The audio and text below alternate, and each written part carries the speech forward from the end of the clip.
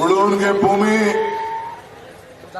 ಜಮೀನ್ ಕೊಟ್ಟದ್ದು, ಬಕ್ಕರ್ಕೊಂಡ್ ಸಾಗಣೆ ಮಾಡಿದ್ದು, ಈ ಸೈಟ್ ಕೊಟ್ಟದ್ದು, ಮನೆ ಕೊಟ್ಟದ್ದು, ಪೆನ್ಷನ್ ಕೊಟ್ಟದ್ದು, ಅಂಗನವಾಡಿ ಕಾರ್ಯಕ್ರಮ ಕೊಟ್ಟಿದ್ದು, ಆಶಾ ಕಾರ್ಯಕರ್ತ ಕೊಟ್ಟಿದ್ದು, 7 kg ಅಕ್ಕಿ ಕೊಟ್ಟಿದ್ದು, ಶಿವ್ ಕೊಟ್ಟಿದ್ದು, ಹಾಲ್ಗೆ ದುಡ್ಡು ಕೊಟ್ಟಿದ್ದು, ಇವೆಲ್ಲ ಯಾರು ಕೊಟ್ಟಿದ್ರಿ?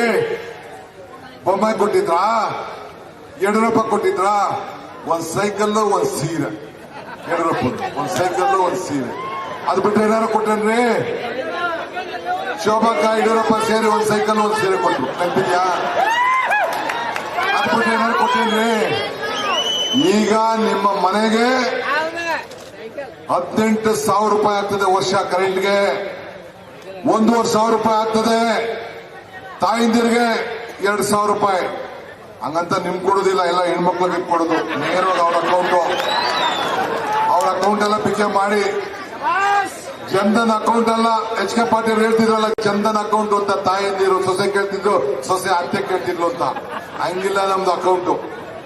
ನೇರವಾಗಿ ನಾನು ಸಿದ್ದರಾಮಯ್ಯನವ್ರು ಇಬ್ರು ಸೇರಿ ಪ್ರಿಯಾಂಕಾ ಗಾಂಧಿಯವರ ಸಮ್ಮುಖದಲ್ಲಿ ಚೆಕ್ ಅನ್ನ, ಭರವಸೆಯ ಗ್ಯಾರಂಟಿ ಚೆಕ್ ಅನ್ನ ಸೈನ್ ಮಾಡಿದ್ದೇವೆ. ಇದನ್ನ ಪ್ರತಿಜ್ಞೆ ಮಾಡಲಿಕ್ಕೆ ಈ ಭೂಮಿಗೆ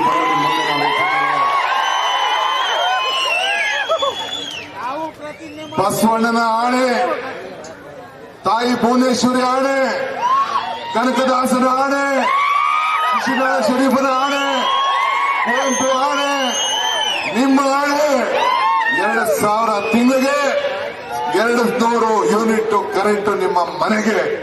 ಇದು ನಮ್ಮ ಪ್ರತಿಜ್ಞೆ, ಇದು ನಮ್ಮ ಸಂಕಲ್ಪ.